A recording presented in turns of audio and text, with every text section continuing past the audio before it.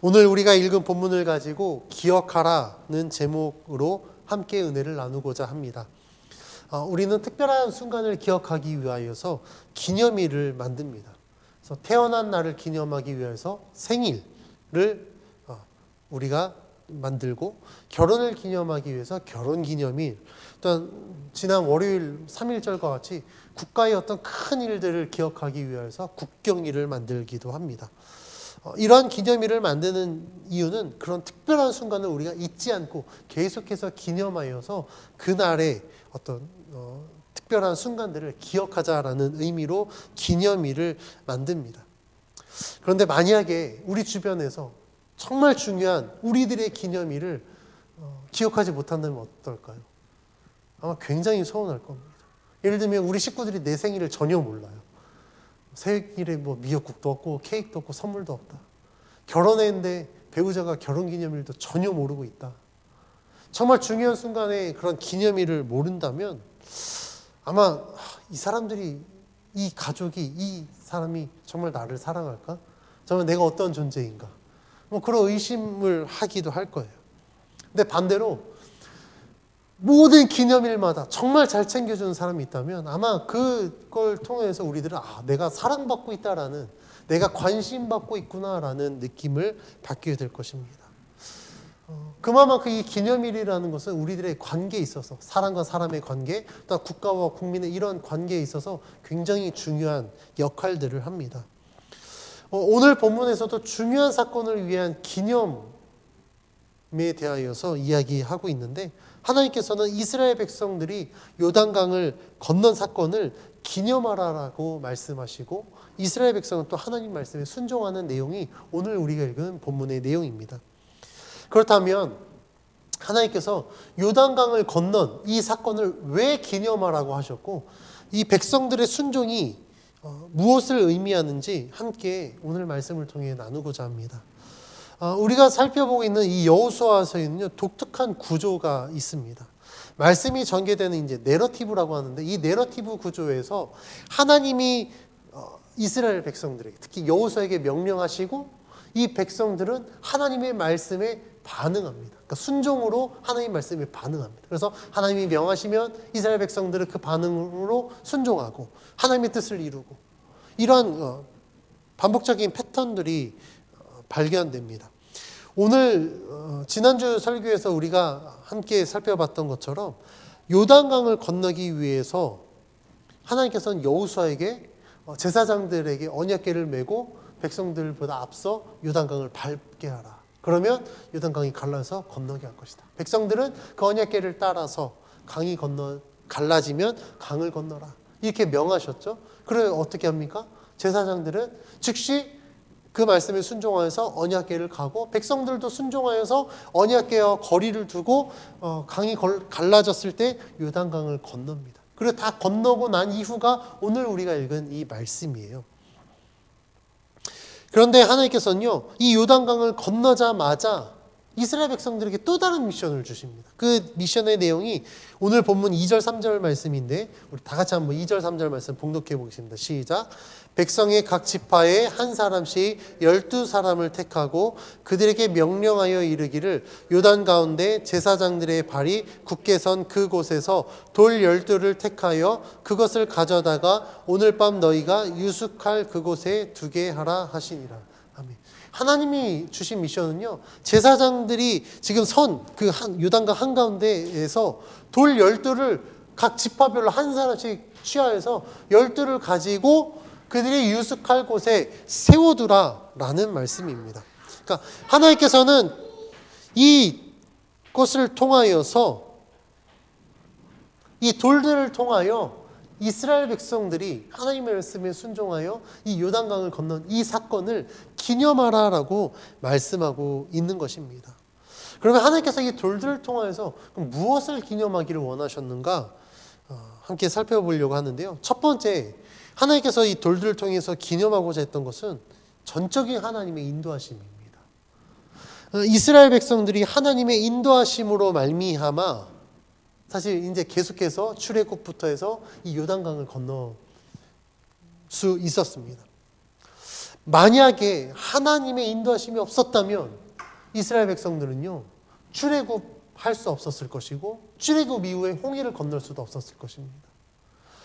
출애굽하고 뭐 어떻게 해서 홍해를 건넜다 쳐도 이 광야에서의 삶을 살 수 없었을 겁니다. 굶주려 죽었을 수도 있고요. 낮에 그 떼약볕에서 열사병으로 죽을 수도 있었고, 밤에는 굉장히 춥거든요. 거기에서 얼어 죽을 수도 있었을 것입니다. 그런데 이스라엘 백성들은 하나님의 인도하심으로 말미암아 출애굽했고 홍해를 건넜고, 비록 뭐 불순종으로 인해서 광야에서 40년 동안 생활했지만 이 광야 생활 가운데서도 하나님께서 때에 따라 만나와 메추라기로 그들을 먹이셨고, 낮에는 구름 기둥으로, 밤에는 불 기둥으로 그들을 지켜주셔서 그들의 모든 여정을 인도해 주셨기 때문에 오늘 우리가 읽은 이 본문에서와 같이 이제 요단강을 건너서 하나님이 약속하신 그 가나안 땅을 향하여서 갈 수 있는 것입니다.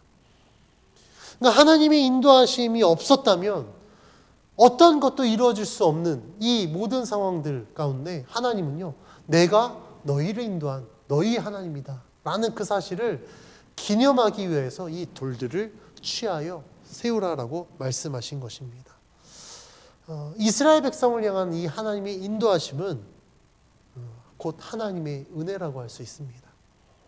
비록 출애굽 1세대가, 그러니까 모세와 함께 출애굽했던 그 세대가 하나님을 불신하고 하나님께 불순종하여 우상을 만들기도 했고, 정탐꾼의 보고를 듣고 막 하나님을 원망하고 우리는 그곳 가운데 갈 수 없다 막 그렇게 원망하여서 그 죄로 인하여 광야 생활을 했지만, 하나님은요 이스라엘 백성들을 절대 포기하지 않으셨습니다.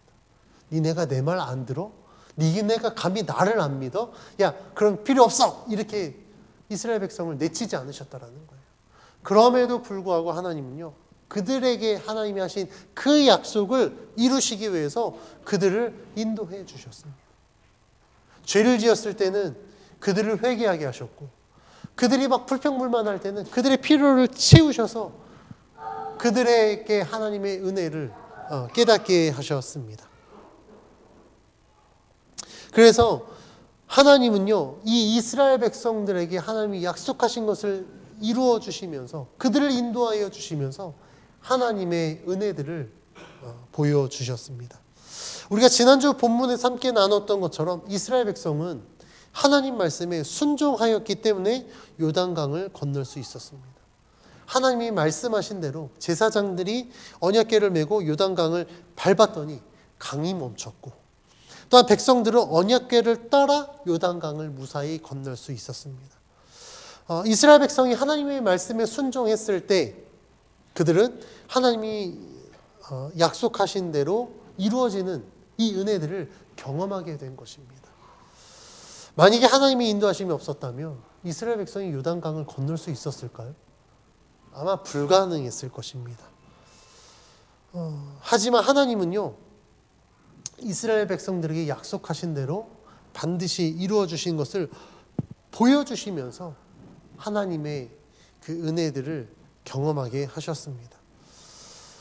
그렇다면 하나님은 왜 요단강을 건넌 후에 제사장들이 서 있는 곳에 돌을 가져다 이 도화 사건을 기념하라고 하신 걸까? 하나님의 공로를 자랑하기 위함일까요? 그러니까 내가 인도했으니까 야, 내 지분이 더 많아. 근데 하나님은 그런 하나님이 아니시거든요.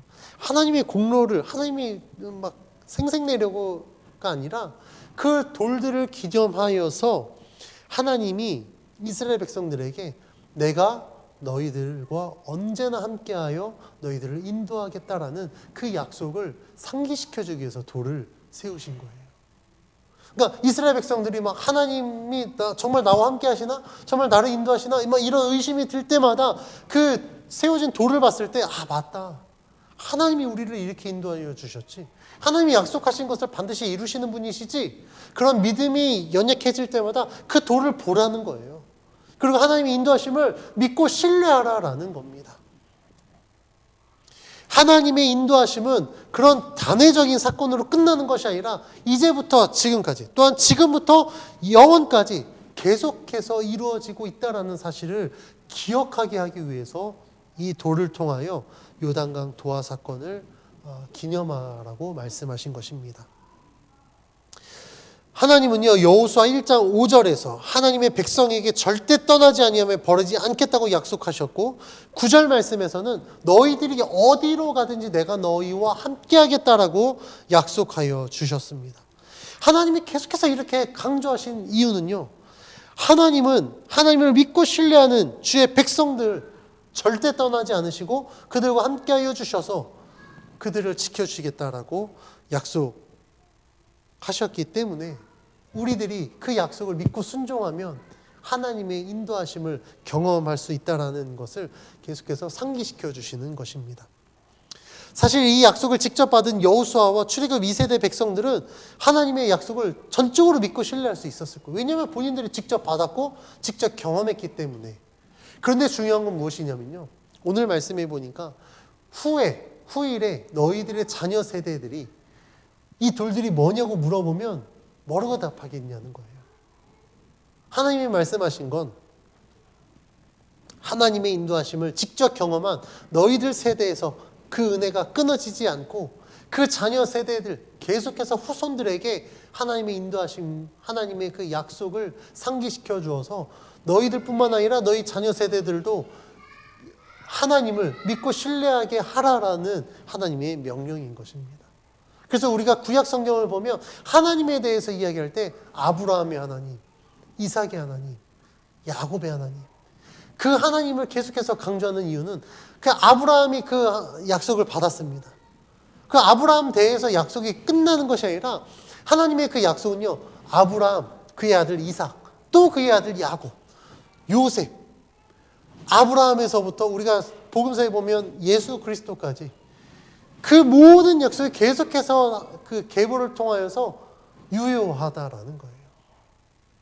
또한 그러면 우리들에게는요, 이제는 그 예수 그리스도로 말미암아 하나님의 약속이 예수님을 믿는 우리 모두에게 동일하게 이루어지고 있다라는 것을 말씀해 주고 있는 것입니다. 그래서 하나님께서는요, 이것들을 기념하는 것을 통하여서 한 세대에 하나님의 인도하신 것, 하나님의 약속이 끊어지는 것이 아니라 모든 세대에 걸쳐서 영원까지 하나님이 주의 백성과 함께 하심을 기억하라라는 의미로 그것을 기념하게 하신 것입니다. 하나님은 하나님의 역사심과 인도하심을 기념하라라고 말씀하시면서 이스라엘 백성들에게 하신 그 약속을 다시 한번 상기시켜 줍니다. 하나님은 언제나 주의 백성과 함께 하시겠다. 그들을 하나님의 길로 인도해 내시겠다. 그리고 하나님께서 그들을 책임져 주시겠다라는 이 약속을 상기시켜 주시면서 하나님의 약속은 영원하다라는 것을 기억할 것을 이스라엘 백성들에게 요구하십니다. 하나님께서 돌들을 통해 기념하시고자 했던 두 번째는요, 이스라엘 백성의 순종입니다. 이스라엘 백성이 요단강을 도하는 사건을 보면 중요한 패턴이 있습니다. 아까 말씀드린 것처럼 하나님의 명령이 주어지면 이스라엘 백성은 그 명령에 대한 반응으로 하나님 말씀에 순종합니다. 하나님의 명령이 이스라엘 백성의 순종을 통하여서 이루어지는 사건들이 계속해서 반복되어지는 거예요. 이러한 전개를 가장 확실하게 보여주는 구절이 오늘 우리가 읽은 8절 말씀인데 8절 말씀을 다 같이 봉독해 보겠습니다. 시작. 이스라엘 자손들이 여호수아가 명령한 대로 행하되 여호와께서 여호수아에게 이르신 대로 이스라엘 자손들의 지파의 수를 따라 요단 가운데에서 돌 12를 택하여 자기들이 유숙할 곳으로 가져다가 거기에 두었더라. 아멘. 8절 상반절을 보면 이스라엘 자손은 여호수아가 명령한 대로 행합니다. 근데 여호수아의 명령은요, 여호와께로부터 받은 명령이에요. 그러면 이스라엘 백성들이 궁극적으로 누구의 말씀에 순종하는 것입니까? 하나님 말씀에 순종하는 거예요. 하나님이 여호수아에게 명령하신 것, 여호수아는 하나님께 순종하여 이스라엘 백성들이 명하고 이스라엘 백성은 또 여호수아의 말씀, 말에 순종하고 하나님 말씀, 명령에 순종하고 이러한 패턴들이 반복되면서 하나님이 말씀하신 것이 이 백성들의 순종으로 말미암아 현실로 이루어지는 이런 일들을 보게 됩니다. 이런 이스라엘 백성의 순종이 기념되어야 하는 중요한 이유는요. 이스라엘 백성들의 순종을 통하여서 하나님의 역사가 이루어지기 때문에 그렇습니다. 아무리 하나님의 계획이 완벽해도요.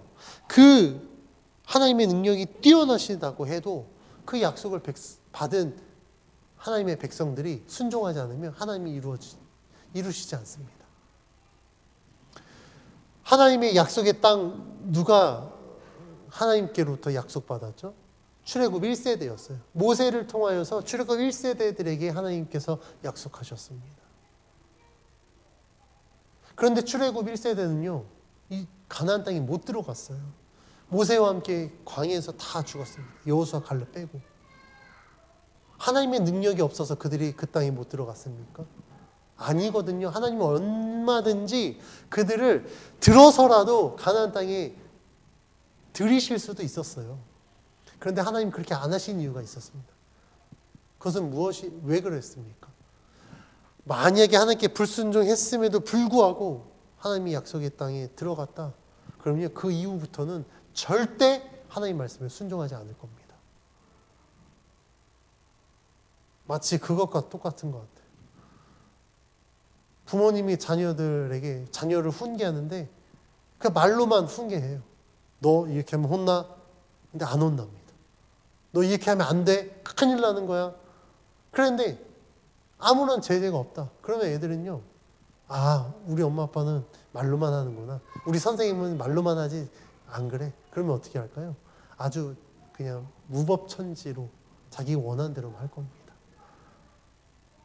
그게 우리 인간의 악함이에요. 연약함입니다. 하나님께도 똑같습니다. 하나님께 불순종했음에도 불구하고 하나님이 약속하신 것을 이루시네? 그러면 별로 순종할 필요가 없는 거예요. 내 마음대로 해도 하나님이 어차피 이루시니까 계속해서 하나님께 불순종할 겁니다. 그런데 하나님께서는요. 출애굽 1세대가 하나님께 불순종함으로 말미암아 약속의 땅에 못 들어갔습니다. 그리고 출애굽 2세대에게 지금 하나님께서 다시 한번 그 약속을 상기시켜 주시면서 하나님이 요구하시는 건 하나님 말씀에 순종하라라는 거예요. 내가 그 말씀대로 행하면 어디로 가든지 내가 형통하게 될 것이다. 우리가 여호수아 1장에서 살펴봤던 하나님의 약속 아닙니까? 이 이스라엘 백성들의 순종이 마땅히 기념되어야 될 것은 하나님께 순종했을 때 하나님의 역사는 반드시 이루어진다라는 것을 이후의 세대에게도 상기시켜주기 위함입니다. 그래서 하나님께서는요, 이스라엘 백성들이 하나님의 말씀에 순종했던 이 요단강 도하 사건을 기념하여서 지금 한 번뿐만 아니라 앞으로도 계속해서 하나님 말씀에 순종하기를 원하시는 것입니다. 그렇다면 하나님께서는 왜 하나님의 인도하심과 이 백성들의 순종을 기념하라고 하신 것인가? 하나님이 사실 원하시는 건 딱 한 가지입니다. 하나님께서 우리들이 주신 메시지는 한 가지라는 거예요. 그것은 하나님의 백성은 하나님과 함께 해야 한다라는 사실을 잊지 말라는 것입니다. 하나님은 인간의 연약함을 알고 계십니다. 인간의 연약함은 무엇이냐면요. 금방 잊어버린다는 거예요. 사실 인간은요, 굉장히 간사한 존재입니다. 그래서 이 자기 이익에 따라서 수없이 바뀝니다. 그래서 우리나라 속담에 개구리 올챙이 쪽 생각 못한다는 이야기 있죠. 개구리가 되어도 올챙이 쪽을 생각해야 되는데 올챙이 쪽을 전혀 생각 못해요. 개구리가 되어서 나 잘났다고 살아갑니다. 자신의 부족함이나 어려웠던 그 시절을 기억하지 못하고 그냥 교만하여서 남을 무시하고 잘난 척할 때 우리들은 이러한 표현들을 많이 사용합니다. 성경에서도요, 자신이 받은 은혜를 생각하지 못한 이야기가 굉장히 많이 나옵니다. 대표적인 예로 복음서에 나오는 1만 달란트의 빚진 자, 주인으로부터 10,000달란트의 빚을 탕감받았습니다. 얼마나 큰 은혜입니까? 그런데 자기한테 몇 푼 빚진 자를요, 용서하지 못하고 고발합니다. 어떻게 되죠? 그 주인이 당장 끌어다가 처벌합니다. 내가 탕감받은 그 어마어마한 빚을 탕감받은 것을요, 기억을 못하는 거예요.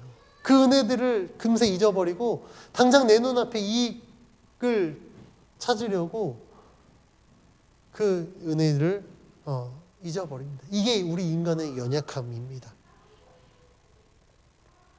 오늘 본문으로 돌아와서 이스라엘 백성들도 동일합니다. 그들도 하나님 앞에 얼마나 연약한 존재인지 몰라요.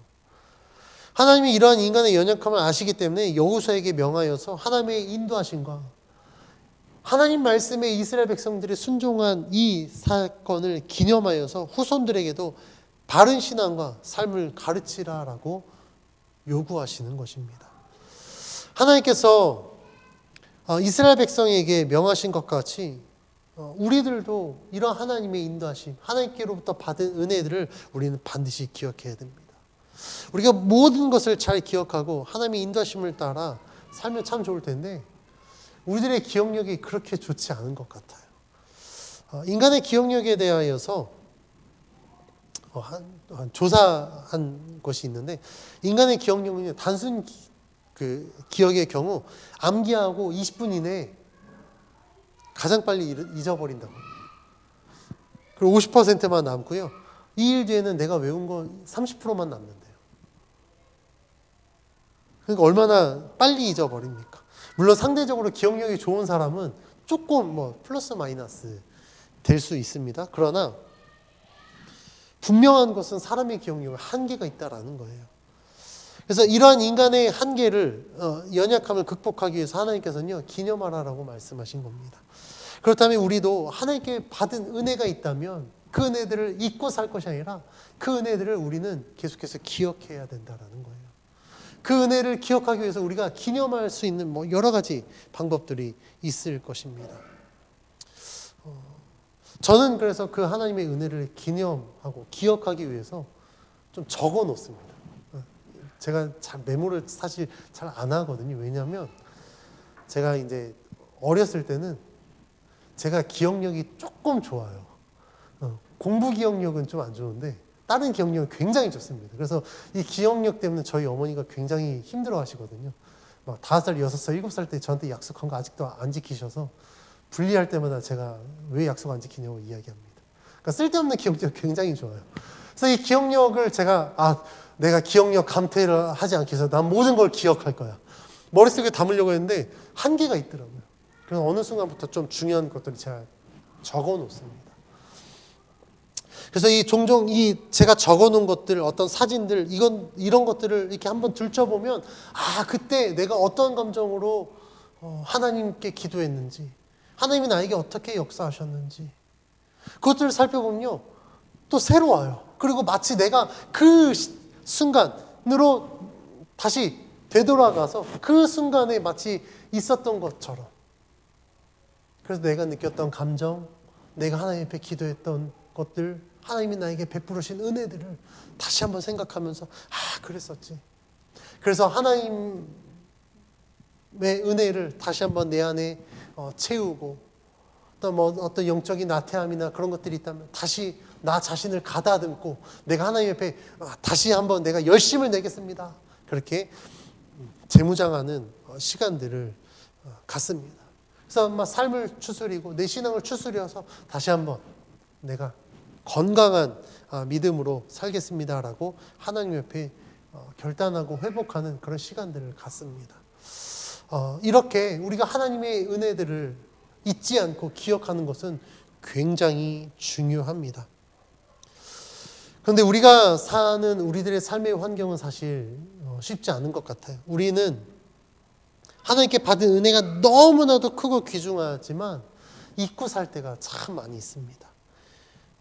어떨 때는 바빠서 너무 바쁘게 살다 보니까 하나님의 은혜를 잊기도 하고요. 어떤 경우에는 다른 것에 관심을 빼앗겨서 하나님께 별로 관심이 없고 다른 것에 관심이 있는 거예요. 그래서 하나님의 은혜를 잊고 살 때가 참 많이 있습니다. 어떤 사람은요, 은혜를 기억할 만한 여유가 없어서 그냥 은혜를 잊고 살아가기도 합니다. 여러 가지 핑계들이 있겠지만 우리들에게 있어서 하나님의 은혜는요, 결코 값싼 것이 아니다라는 것을 우리는 반드시 기억해야 됩니다. 세상에 어떤 것에 우선순위에 밀릴 만큼 그렇게 하찮은 것이 아니다라는 거예요. 하나님께서 우리들에게 베풀으신 은혜 얼마나 큰 은혜입니까? 우리들의 영과 육에 생명을 주신 것이 하나님의 은혜입니다. 우리들의 삶에 있어서 생명보다 더 중요한 것이 어디 있겠습니까? 근데 우리들은요, 그 은혜를 받았음에도 불구하고 그 은혜를 잊고 살아간다라는 겁니다. 하나님을 잊고 살아가는 것은요, 곧 우리들에게 있는 생명을 저버리는 삶이라고 할 수 있습니다. 또한 하나님의 은혜를 잊고 살아가는 것은요, 우리들의 정체성을 잊고 사는 것과 똑같습니다. 우리들은 어떤 존재입니까? 하나님이 창조하신 하나님의 피조물입니다. 하나님이 구원하신 하나님의 자녀이자 장차 하나님 나라에 들어갈 하나님 나라의 백성입니다. 그런데 우리가 하나님의 은혜를 잊고 살아간다면 하나님의 피조물, 하나님의 자녀, 하나님 나라의 백성의 이런 정체성을 잊고 사는 것과 똑같다라는 겁니다. 근데 중요한 것은 하나님을 잊고 살아가는 자, 하나님의 은혜를 저버리고 살아가는 자는요, 어려움이 닥쳤을 때 그 어려움으로 인해서 두려워하고 낙심합니다. 심지어는요, 자신의 삶을 그냥 다 포기해버립니다. 에이, 될 대로 돼버려라. 그냥 그러고 아무런 의미 없이 살아가 버리는 것이 가장 큰 문제입니다. 그러나 하나님의 은혜를 기억하며 사는 자들은요, 어떤 상황 속에서도 하나님을 잊지 않습니다. 내가 받았던 은혜, 하나님께서 나에게 역사하셨던 그 모든 순간들을 기억하여서 어려움이 닥쳤을 때, 아, 이전에 내가 어려웠을 때 내가 하나님 앞에 어떻게 기도했더니 하나님이 이렇게 역사하셨지, 그것들을 기억하여서 바로 하나님을 찾고 하나님을 의지합니다. 이러한 경험이 하나, 둘 쌓이게 되면 우리들의 신앙은요, 점점 성장하고 성숙하게 되는 거예요. 그러니까 우리들의 신앙이 견고해져서 어떤 어려움 속에서도 우리가 쉽게 넘어지거나 좌절하지 않고, 어려움이 오면, 이 어려움은 내가 더 큰 하나님의 은혜를 경험할 수 있는 기회구나 라고 생각하고 더 하나님 앞에 기도하며 하나님의 도우심을 구하여서 그 어려움을 잘 극복해 나가게 됩니다. 제가 요즘 말씀을 묵상하는데 묵상 본문이 시편입니다. 우리가 시편을 읽어보면 시편 기자가 처한 상황들이요, 참 견디기 어려운 상황들입니다. 막 원수들과 대적들에게 막 둘러싸여서 막 사면초가에 놓이기도 하고요. 어떤 사람은 어떤 시편의 내용은요, 막 자신의 죄가 드러나서, 예를 들면 다윗이 막 밧세바를 취하여서 나단 선지자가 당신이 잘못했어라고 이야기했을 때 얼마나 부끄럽습니까? 막 그 죄가 드러났을 때, 어떤 경우는요, 믿었던 친구나 지인들이 자신을 배신하는 이런 상황들에 놓여져 있기도 합니다. 그런데요, 이런 시편 기자는요, 이런 모든 상황 속에서 하나님께 기도하며 하나님의 도우심을 구합니다. 근데 우리가 시편의 내용을 읽어보면요, 시편 기자가 하나님을 찾을 때 빠지지 않는 내용이 있습니다. 그것이 무엇이냐면, 첫 번째는 하나님은 언제나 내 기도를 들으시는 분이십니다. 내가 간구할 때 내 기도를 들어주시는 분이시다 라고 고백합니다. 또 하나는 하나님은 나의 도움이시오, 나의 피난처, 내가 피할 바위가 되신다라는 겁니다. 시편 기자가 하나님 앞에 이렇게 기도할 수 있는 것은 내가 기도했을 때 하나님이 내 기도를 들어서 나에게 베풀어 주신 은혜들을 경험했기 때문에 그렇습니다. 내가 하나님 앞에 피하였더니 내가 처한 모든 어려운 상황 속에 하나님이 나를 구원해 주시고 인도해 주셨던 것을 기억했기 때문에 이러한 하나님의 은혜를 구하며 하나님의 인도하심을 신뢰함으로 하나님을 찾고 하나님 앞에 기도하는 것입니다. 하나님 앞에 우리의 모든 어려운 상황들을 내어놨을 때 하나님은 반드시 우리들의 어려움을 채우시는 분이심을 기억하는 그 기억이 이런 어려운 상황 속에서도 우리에게